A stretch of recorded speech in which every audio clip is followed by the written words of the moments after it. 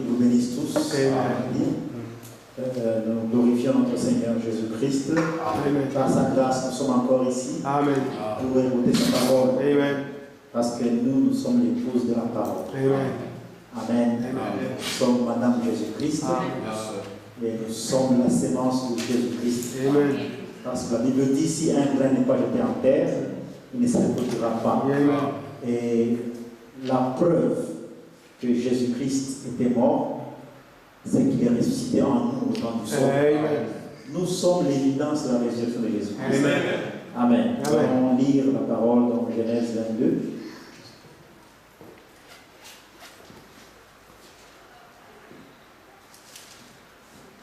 Genèse chapitre 22, verset 1 jusqu'à 2. Après ces choses, Dieu mit Abraham à l'épreuve et lui dit, Abraham, et il répondit, me voici. Dieu dit, prends ton fils, ton unique, celui que tu aimes, Isaac, va-t'en au pays de Moria, et là, offre-le en holocauste sur l'une des montagnes que je te dirai. Amen. Amen. Nous allons asseoir, que Dieu bénisse sa parole. Amen.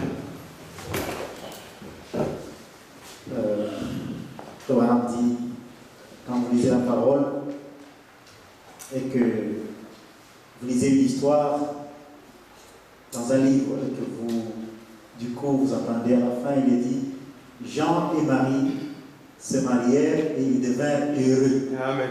Amen. Abraham dit, un lecteur avisé ne va pas s'arrêter seulement à ça. Amen. Il doit se demander qui est Jean et qui est Marie. Amen.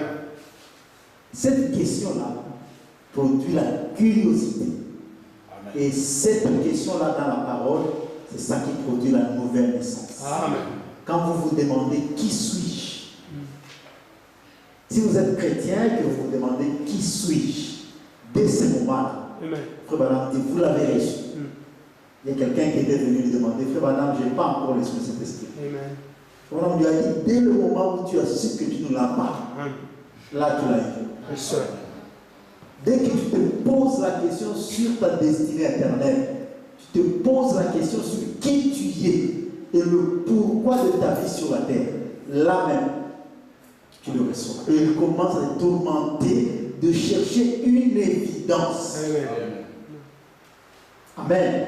Vous trouvez quelqu'un qui est en train de se demander s'il est né de nouveau. S'il a le Saint-Esprit, celui-là, il est tourmenté pour avoir l'évidence. Et là, Frère Branham dira, je vois ton signe de zodiaque.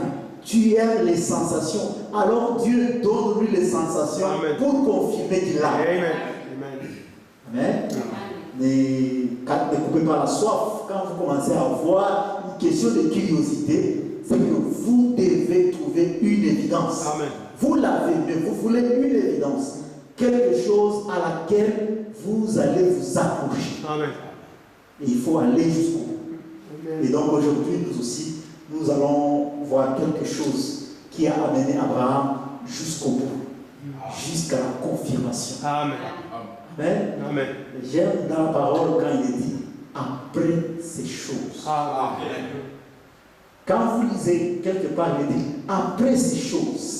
Un lecteur de la Bible se demandait quelles sont ces choses. Amen.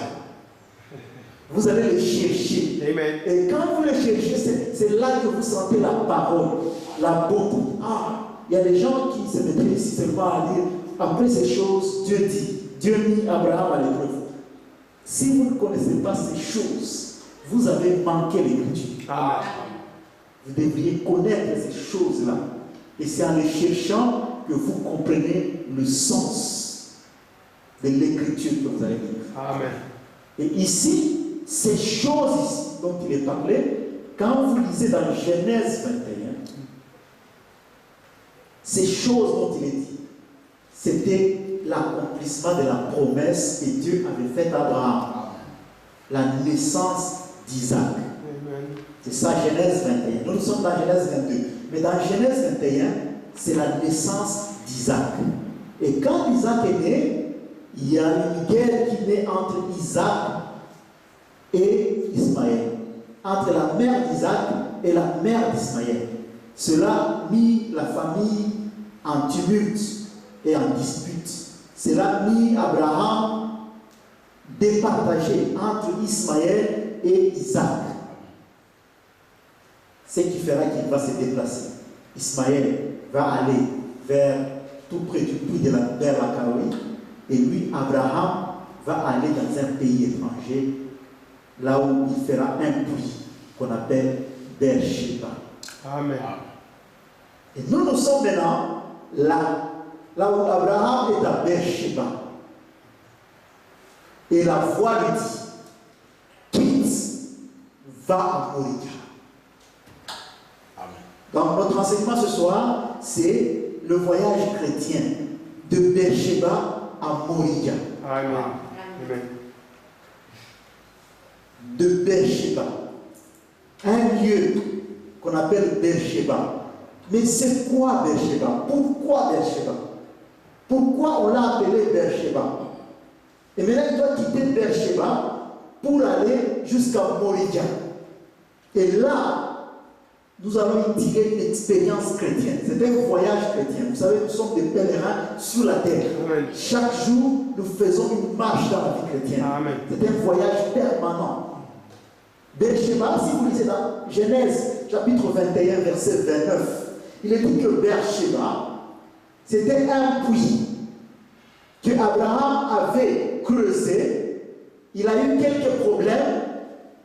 Alors il a appelé Abimelech. Elimelech, je pense que c'est Elimelech ou Abimelech, le roi. Et il lui a dit, nous devons faire un serment ici, à Beersheba. Là où tu dois me jurer que tu reconnaîtras toujours que ce puits m'appartient. Amen. Le puits de Beersheba, c'est le puits du serment. Amen. C'est le puits de la décision. Là où commence la décision. Quand tu me verras ici, tu sauras que ce puits m'appartient. Amen. Donc c'est le lieu où il a fait le serment. Et là, après avoir fait le serment, il a quitté Beersheba et il y resta et il y demeura. Et Dieu lui dit, quitte Beersheba, va à Moriah. Frère Branham dit, dans le message, le chef-d'œuvre, paragraphe 62, il dit, or, Abraham là, c'était le fondement, la foi, de la foi.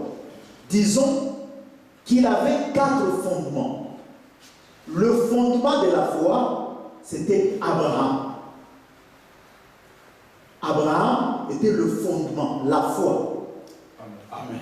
Et le deuxième fondement, c'était l'amour. Et l'amour, c'est Isaac.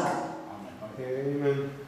Donc nous voyons 2 patriarches, 2 personnes, l'un qui s'appelle la foi, Abraham, et l'autre qui s'appelle l'amour, qui commencent leur voyage à Beersheba pour aller à la montagne de Moriah, qu'on appelle la montagne de l'Holocauste ou la montagne du sacrifice. Amen. Il ne pouvait pas y aller seul, il est allé avec son fils. Lui qui était la foi, il est parti avec son fils qui s'appelait l'amour. Et le fondement de la grâce, c'était Jacob. La grâce de Jacob, un voleur qui a été transformé. Jacob, qui est devenu le prince et qui est devenu, lui le supplanteur, qui est devenu le prince avec Dieu. Amen. La grâce de Dieu envers Jacob, tout le monde sait cela. Mais en Joseph s'est trouvée la perfection. Amen. Donc les 4 patriarches, l'un c'était Abraham, la foi, l'autre c'était Isaac, l'amour, le troisième c'était Jacob, la grâce, et le 4e c'était Joseph, la perfection. Donc il y avait 4 fondations. Alors, l'amour et la foi commencèrent un voyage de Beersheba pour aller jusqu'à Moriah. Et Frère Branham dit dans le message La foi parfaite, prêché le 25 août 1963, paragraphe 138, il dit, et quand vous avez une foi pur et sans mélange, pareil à l'amour que vous avez pour votre compagnon, alors vous ne pouvez, vous le prouvez par la façon dont vous agissez. Vous ne vous plaignez plus, car vous savez que c'est accompli. Amen. Et vous allez simplement de l'avant. Peu importe à quoi ressemblent les choses, ou ce que quiconque dit, vous savez ce qui est arrivé.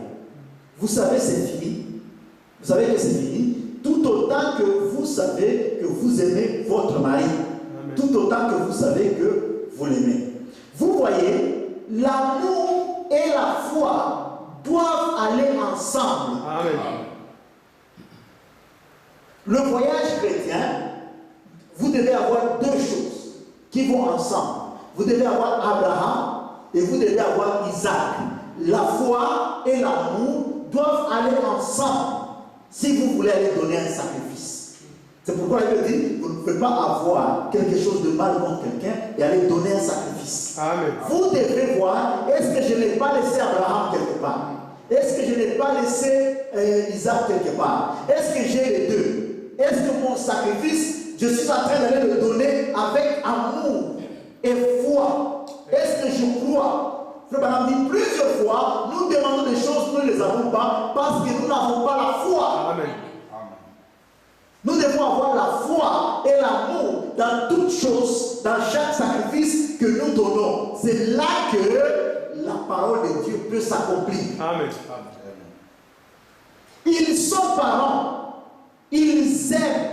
L'amour produit la foi. Amen. Si vous avez l'amour, ça produira la foi. Si vous avez la foi, ça produira l'amour. Ils sont parents, ils se marient et ils se produisent. Amen. Si vous avez l'un sans l'autre, votre voyage à Moria ne peut pas marcher. Ça sera un voyage qui est singleton.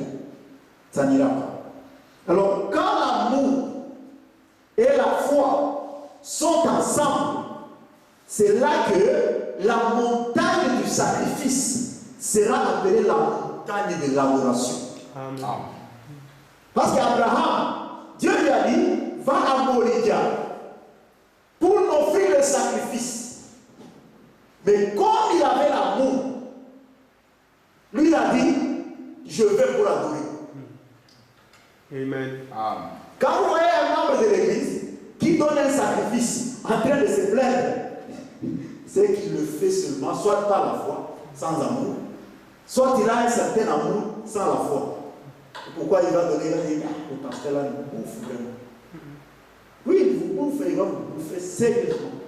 Parce que vous ne donnez pas avec amour et foi. Vous ne le croyez pas, mais vous lui donnez. Il va bouffer. Ou bien alors, vous le croyez, mais vous ne l'aimez pas. C'est un sacrifice qui n'a pas d'adoration. Mais la montagne de Moria, beaucoup de gens aiment la prendre comme seulement la montagne des sacrifices. Mais c'est aussi la montagne de l'adoration. C'est ça que nous allons voir aujourd'hui. Le voyage de Beersheba à Moria, quand vous avez l'amour et la foi ensemble, le sacrifice se transforme en adoration. Amen. Avec joie et plaisir. Parce que Abraham est là et Isaac est là. Amen. Frère Branham dit dans le message, les œuvres sont la foi exprimée. Il dit, revenons simplement en arrière. J'ai marqué, paragraphe 80, j'ai marqué en quelque sorte les passages à cet endroit, dans Genèse au chapitre 22, le verset 1 à 9. Après ces choses, Dieu mit Abraham à l'épreuve et lui dit, Abraham. Et il répondit, me voici. Dieu dit, prends ton fils, ton unique, celui que tu aimes. Ton fils d'abord. Pas seulement le fils, l'unique. Et que tu aimes réellement. Ce n'était pas n'importe quel type de sacrifice. C'était un sacrifice irremplaçable. Amen.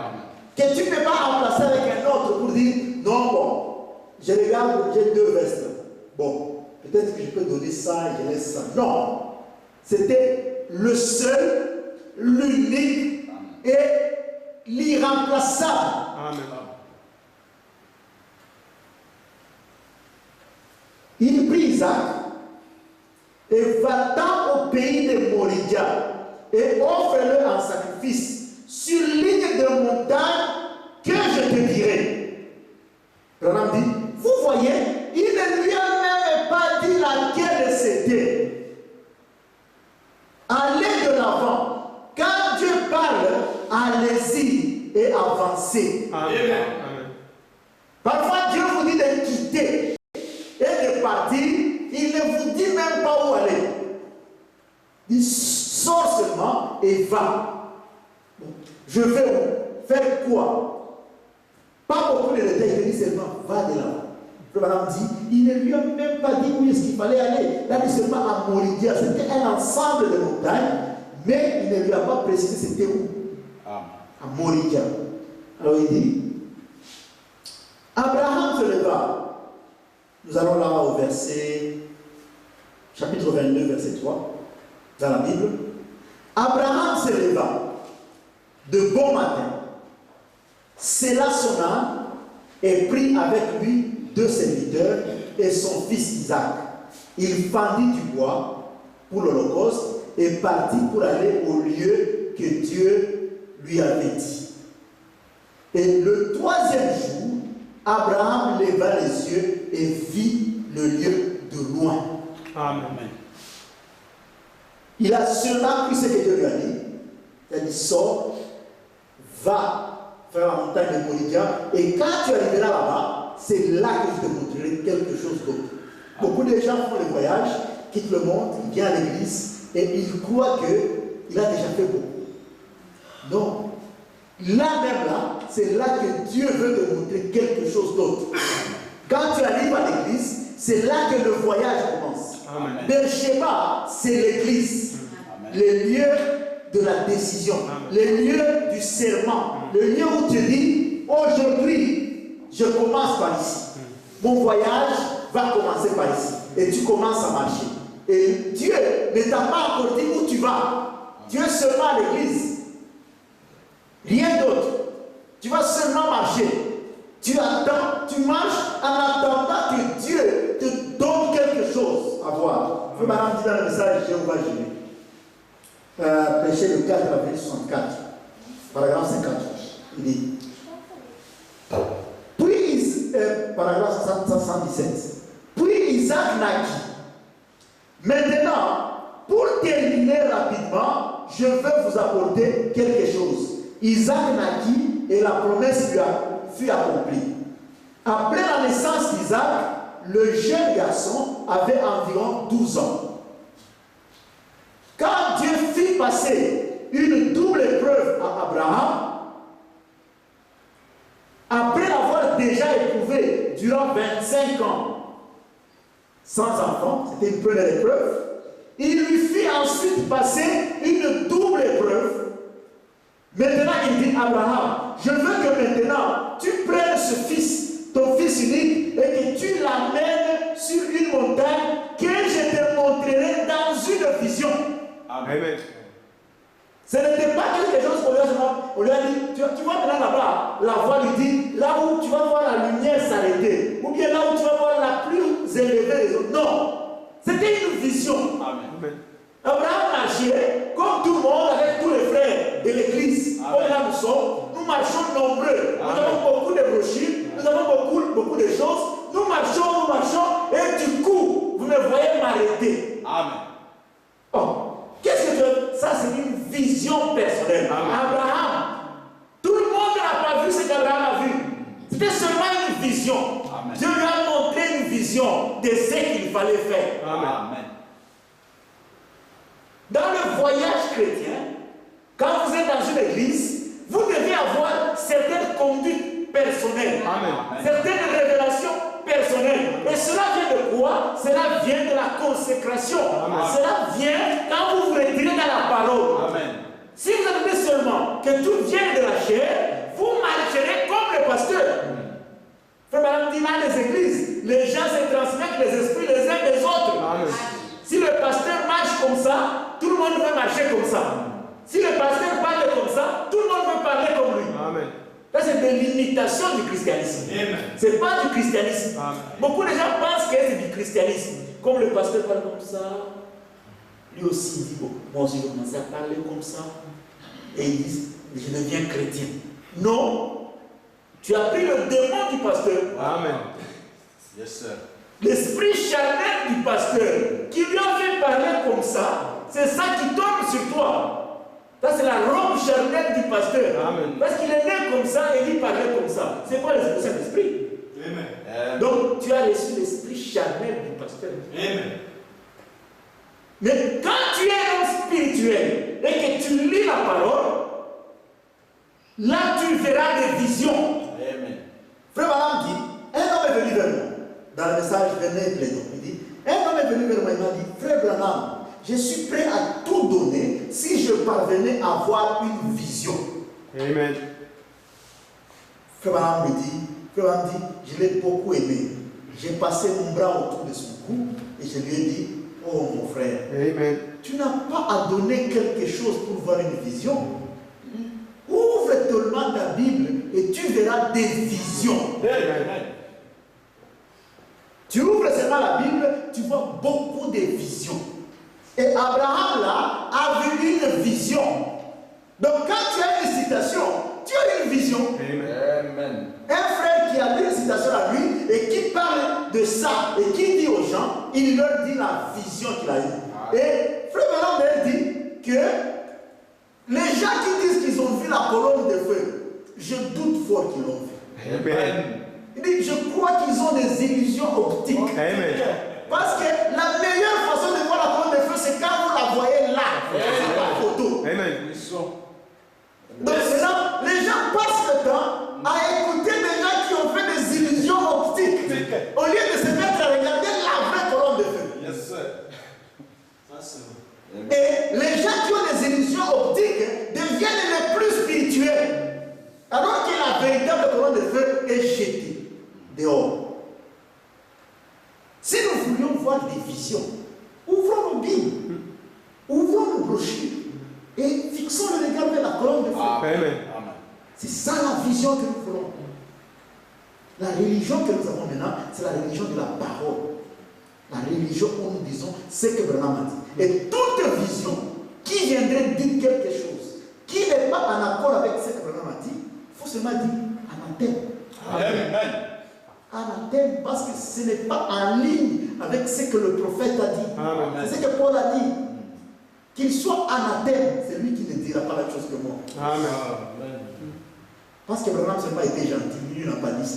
Mais toute chose qui vient en désaccord avec ce que Branham a dit, c'est anathème. Amen. Vous allez voir les gens s'exciter autour de quelque chose que le pasteur a dit. Oh non, nous avons lu ceci, nous avons vu, notre pasteur nous a dit. Tu dis, mais est-ce que Branham l'a dit? Ah non, vous voyez, nous sommes aujourd'hui. Branham, lui, il était là, mais nous sommes aujourd'hui. Si ce n'est pas dans Branham, c'est anathème. Amen. Catholique. Ça n'ira pas. Ça ne fera pas objet de foi. Alors Abraham, en marchant, le premier jour, le deuxième jour, le troisième jour, puis il vit une vision Amen. que je te montrerai dans une vision et que tu lui amènes et l'offres en holocauste. Donc, il a d'abord marché le premier pas, le premier jour, la justification Amen. avec lui-même. La deuxième chose qu'il a fait, le deuxième pas, c'est la sanctification Amen. par l'amour dans la parole avec Isaac. Amen. Puis le troisième pas, c'était la grâce qu'il a eue par le Saint-Esprit. Arrivé après le troisième jour, après le baptême du Saint-Esprit, c'est là qu'il vit une vision. Amen. Après vos trois pas dans la parole, après votre foi, après votre sanctification, après votre grâce devant Dieu dans le baptême du Saint-Esprit, vous devez voir une vision. Amen. Et cette vision-là, c'est là où vous voyez votre montagne. Amen. Vous voyez la montagne de Moridian. Amen. Là où je dois aller donner mon sacrifice. Amen. Là où je dois aller adorer. Chacun a sa montagne qui doit occuper. Amen. Amen. Nous n'avons pas les mêmes montagnes. Donc, arrivé là-bas, il vit une vision. Il leva les yeux. Une fois, il dit, lève les yeux. Juste comme Abraham il était dans les chaînes de Mamré, une voix lui a dit, lève les yeux.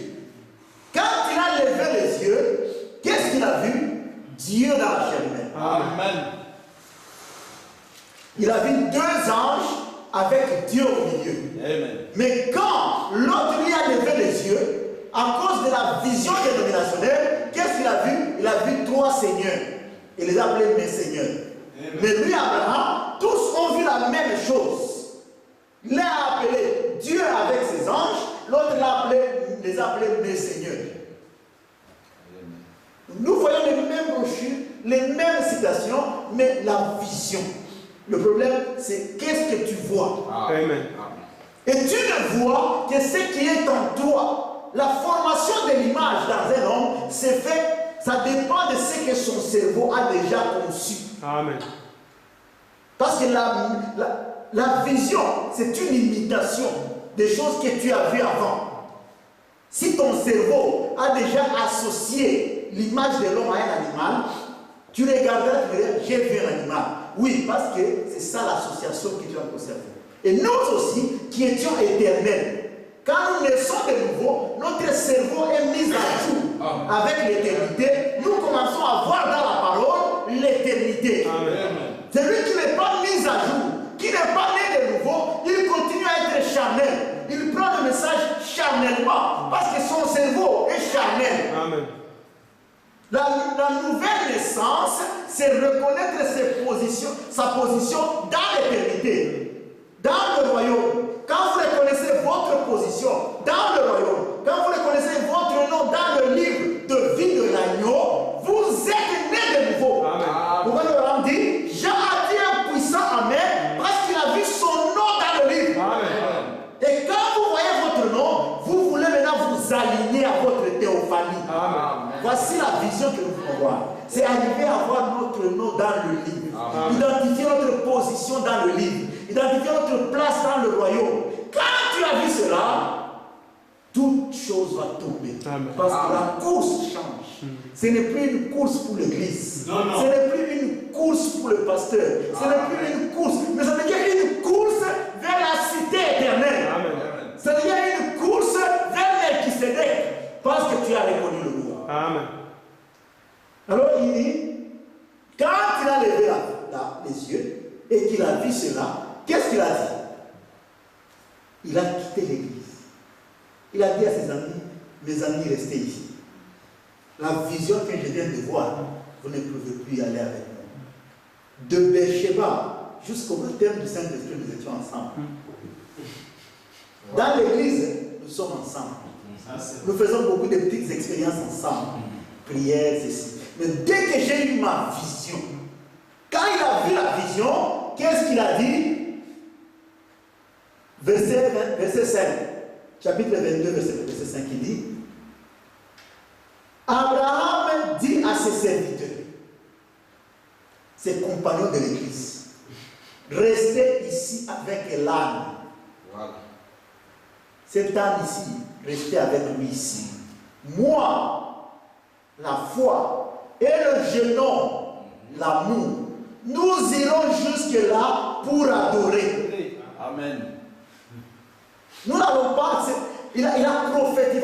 Il a prophétisé. Amen. Et il a dit, nous reviendrons auprès de vous après. Amen. Alléluia.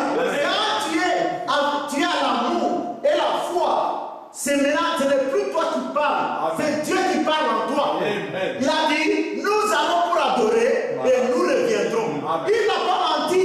L'Esprit l'a saisi. Amen. Parce qu'il connaissait que c'est la montagne de l'adoration. Amen. Pour lui, ce n'était pas la montagne du sacrifice. Yeah. Dieu lui a dit, va offrir le sacrifice. Mais lui a dit, moi je vais pour adorer. Amen. Parce qu'il savait que s'il le fallait, Dieu allait ressusciter Isaac. Amen. Je ne sais pas comment ça va se faire, mais moi je vais pour adorer. Et je reviendrai avec lui ici. Amen. C'était difficile, mais il l'a dit parce qu'il le croyait.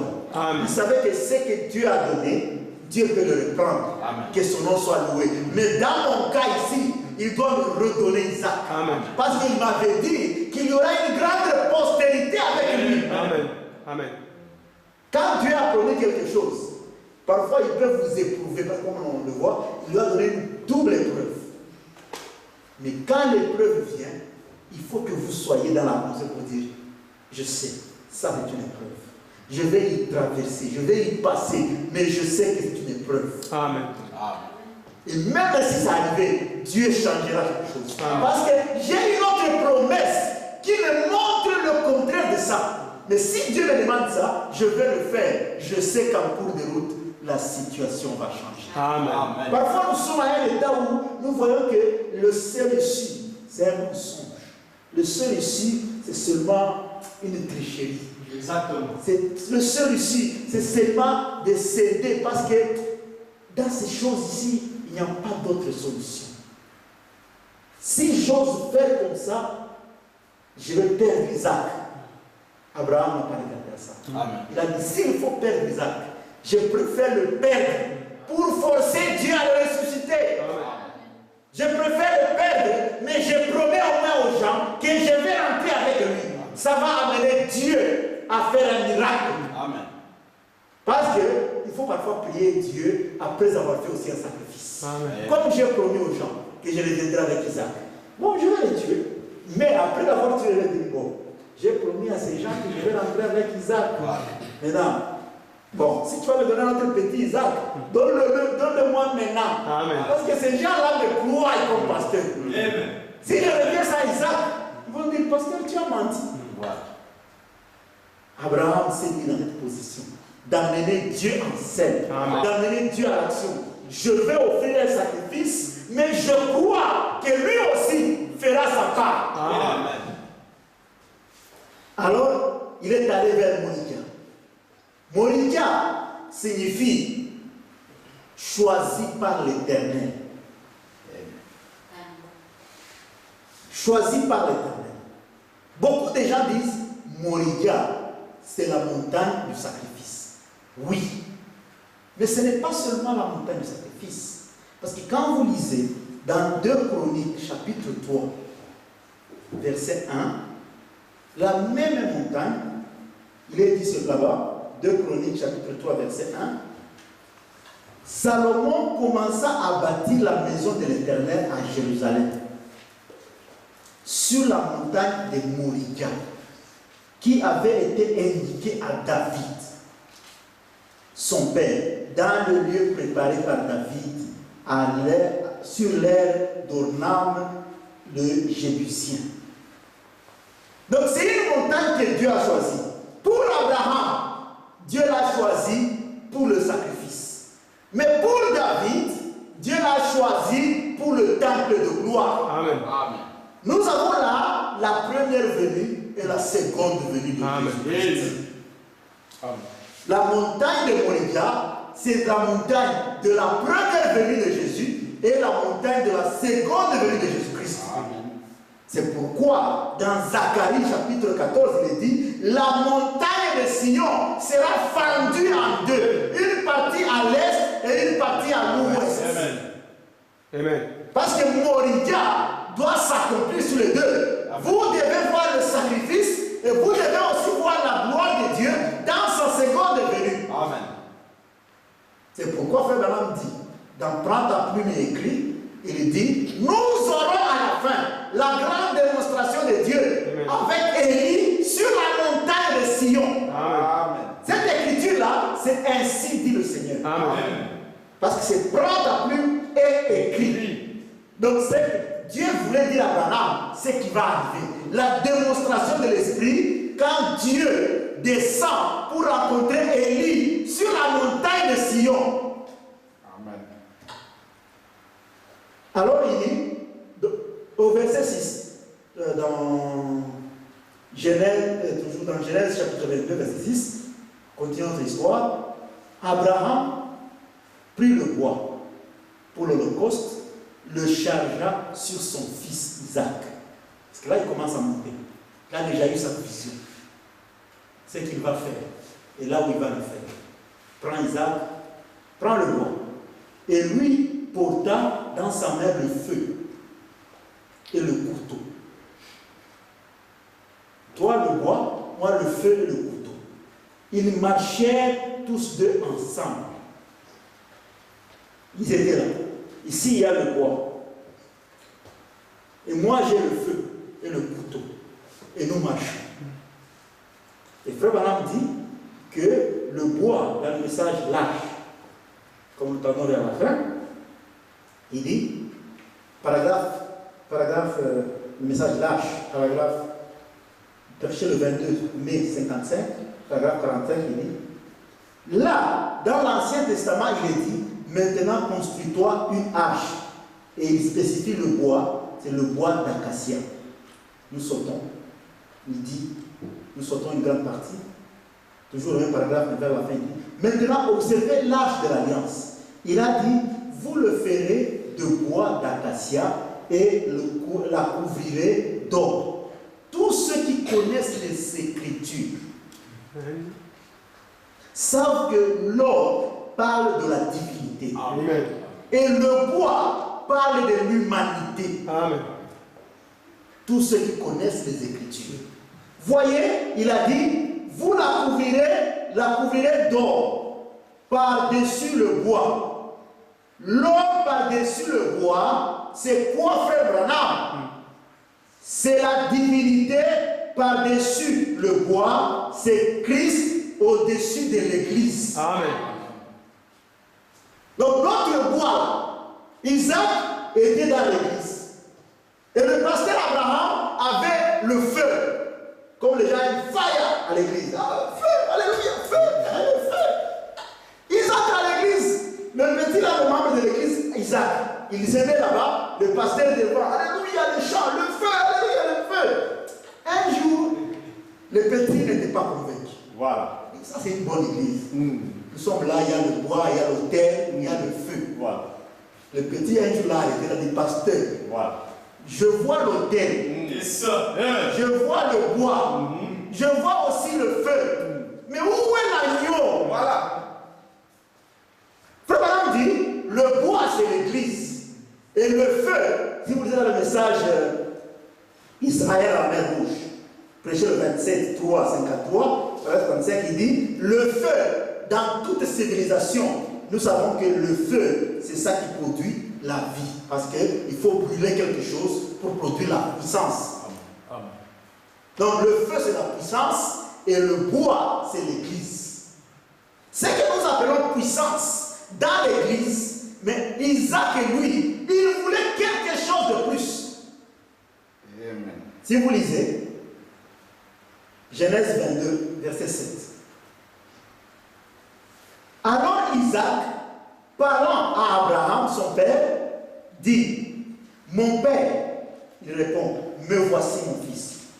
Isaac répond, voici le feu et le bois, mais où est l'agneau pour l'holocauste? Amen.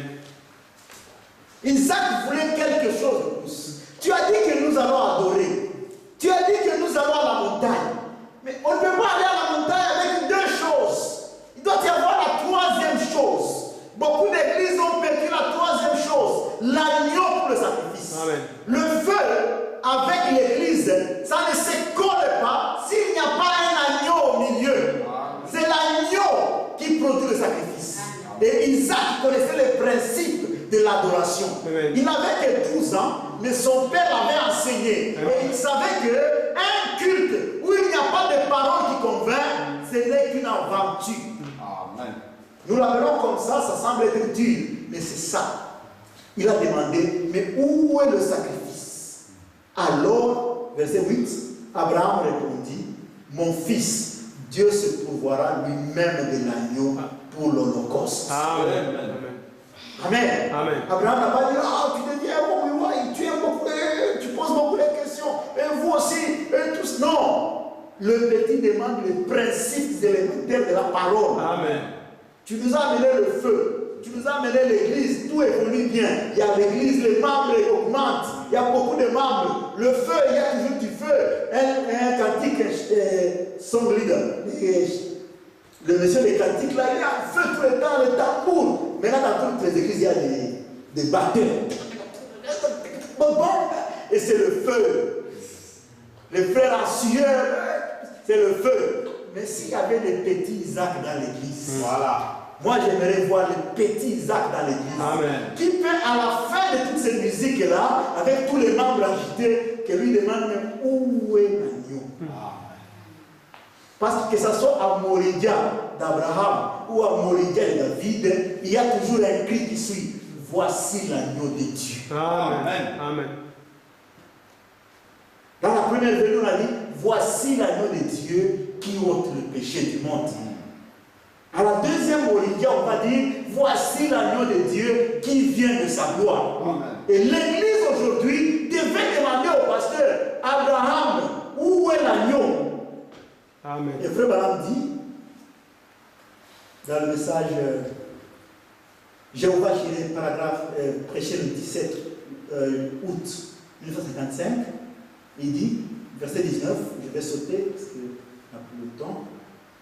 Quel beau type du Père, ça je commence au milieu, du Père, donc il parle d'Abraham, d'Isaac qui monte avec le bois, et le Père qui monte avec le couteau, il dit, quel beau type du Père, laissant, guidant son Fils Jésus avec la même croix sur laquelle il allait être cloué là à Golgotha. Amen. Donc, Abraham montant avec son fils qui a le bois, c'était le type du Père, Dieu, qui montait, faisait monter son fils Jésus-Christ sur la montagne de Golgotha avec le même bois sur lequel il allait être sacrifié. Amen. Et verset 20, et quand ils sont arrivés à la montagne, il a construit l'autel et il a allumé le feu. Et le petit Isaac, il a regardé son père. Il a dit, papa, il a dit, me voici mon fils. Il a dit, voici l'autel. Tu viens de construire l'autel, la chair. Voici le feu, les champs et tous ces bruits-là. Voici le bois. Le bois typifie l'humanité, les hommes, les membres de l'Église. Le bois. Vous êtes le bois. Ça, c'est la chair. Et moi, je suis Abraham. Amen. Je peux crier avec le feu ici. Amen. Mais à la fin, il faut me demander, mais on n'a pas vu le sang dans ce que tu as dit. L'agneau, quand un prédicateur montre à la chair, ce n'est pas pour faire rire les gens. C'est pour amener l'agneau. Parce que cet agneau-là, c'est ça qui sauve. Amen. Quel que soit le nombre de cantiques qu'on a chantés, mais il doit y avoir l'agneau. Et cet agneau-là, ça doit être un agneau qui a le goût. Un agneau qui a du goût. Les brebis ont le droit de tester le goût de l'agneau qu'on a présenté. Amen. Si c'est un agneau d'hier là, il faut dire non, non, cet agneau ici, ce n'est pas pour cet autel ici. Il dit, voici l'autel, voici le feu, voici les bois, mais où est le sacrifice? Le moment crucial était arrivé. Sans aucune vibration de voix dans la voix d'Abraham, il a dit, mon fils, Dieu pourvoira un sacrifice. Amen. Amen. Parce que lui, il était un pasteur. Il connaissait la parole. Il avait la révélation. Il n'avait pas le bois dans ses mains. Il n'avait pas l'agneau dans ses mains. Mais c'était un prophète. Il a prophétisé. Amen. Il a dit, mon fils, tu ne le vois pas, je ne l'ai pas ici. Mais Dieu va pourvoir d'un agneau. Amen. Et dès ce moment-là, un cri est sauté du haut des cieux. Amen. Abraham, ne tue pas ton fils. Amen. Il y a un agneau dans le bosquet. Amen. Alléluia. Amen. Nous sommes là dans le voyage de Beersheba vers la montagne de Moriah. Amen. C'est un voyage chrétien. Amen. Là où Abraham, la foi, et Isaac, l'amour, doivent marcher ensemble. Amen. Pour que la prophétie sorte. Amen. Sinon, il n'y aura pas de prophétie. Et quand ils voyagent là, ils ont toujours 3 étapes à faire. Amen. Amen. Et quand la première étape, ça commence à Beersheba, qui veut dire l'église. Amen. Vous êtes membre de l'église ici. C'est bien. Mais dans l'église, vous devez faire vos 3 pas. Amen. La foi, la justification, la sanctification et le baptême du Saint-Esprit. Quand vous arrivez à ce point-là, c'est là où vous devez avoir une vision. Oh Dieu, que veux-tu que je fasse? Amen. Pourquoi m'as-tu amené ici? Quand tu as eu ta vision maintenant, la vision te montre qui tu es. Quelle est ta montagne? Où est ta théophanie? Quel est ton nom dans le livre? Amen. Quand tu as eu ton nom dans le livre, la Bible dit, à celui qui vaincra, je donnerai un petit caillou dans lequel son nom est écrit et personne d'autre ne le connaît. Amen. Dès que tu as vu ton nom dans le livre, c'est là où tu dis, oh chambre intérieure, attends-moi ici. Amen. Là, c'est moi et Dieu. Amen. Et quand tu arrives là-bas, tu arrives dans ta montagne. Amen. La montagne de l'adoration. Amen. La montagne du sacrifice. La montagne de la nouvelle naissance. Amen. C'est là où tu es adopté. Amen. Tu connais ton nom nouveau. Tu connais la ville. Tu connais la cité éternelle. Et tu dis, sur cette montagne, Amen. je bâtirai mon église. Amen. Et le séjour, et les portes du séjour des morts ne prévaudront jamais contre elle. Amen. Amen. Amen. Quels que soient les vents qui viendront, quels que soient les gens, moi j'ai vu ma montagne de Moridia. Amen. Et arrivé là-bas, j'y ai bâti ma maison. Amen. Et pas aucune porte du séjour des morts ne peut prévaloir contre ma montagne. Amen. Parce Amen. que je l'ai eu par vision. Amen. Je l'ai eu dans la parole. Amen. Que Dieu vous bénisse. Amen.